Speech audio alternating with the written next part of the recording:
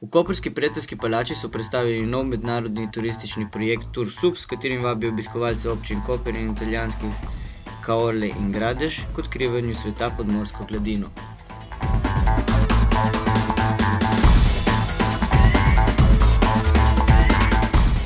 Vsaka občina je na območju morja pred svojo obalo določila 4 poti, izbrane na podlagi njihove naturalistične in arheološke vrednosti.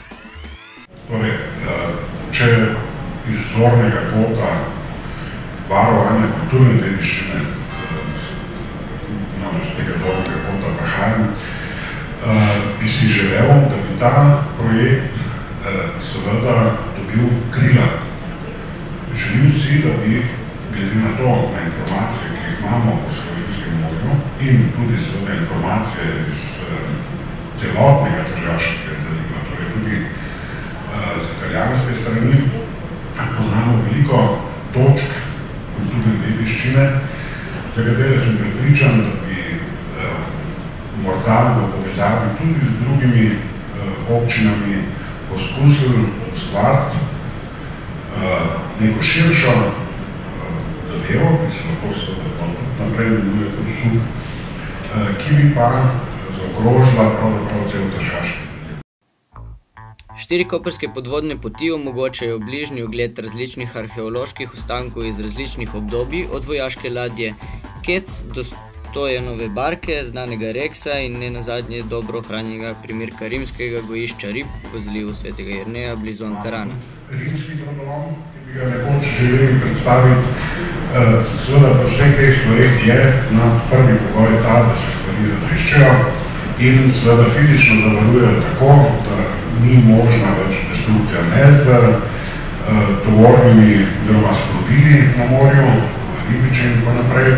pa tudi ne seveda s posamezniki, ki včasih pokleknejo pred občutkom, da morajo kaj vzeti iz vode. Jadransko morje je dolgo polzaprto območje. Tur Sub je projekt, katerega skupni cilj je ovrednotenje in pospeševanje lastnega morskega okolja. Dodala, da je bil to eden izmed prvih projektov v okviru čezmejnega sodelovanja, ki se nanaša na te podvodne vsebine in res tisti pravi skupni projekt, kar pomeni, da ste ga sicer časovno ne ravno istočasno izvajali, vendar kljub temu si zadali podobne aktivnosti in povsovečne izvedli. Zelo všeč mi je bil seveda tudi predlog občine Caorle, ki želi v okviru svojega TVD-ja predstaviti tudi rezultate obeh ostalih teh partnerjev, kar bi po eni strani mogoče mogla biti praksa za vseh tri partnerje, da vsi enakomerno predstavite rezultate vseh ostalih partnerjev, ki so sodelovali pri projektu.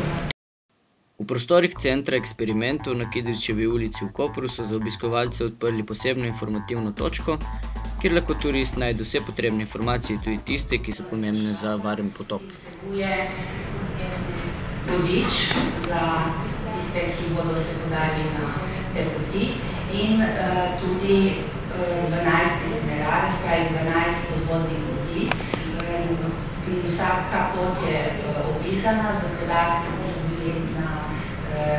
raziskani na začetku samega projekta in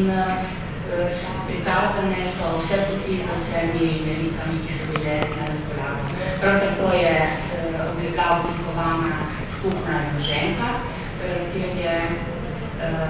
so navedeni rezultati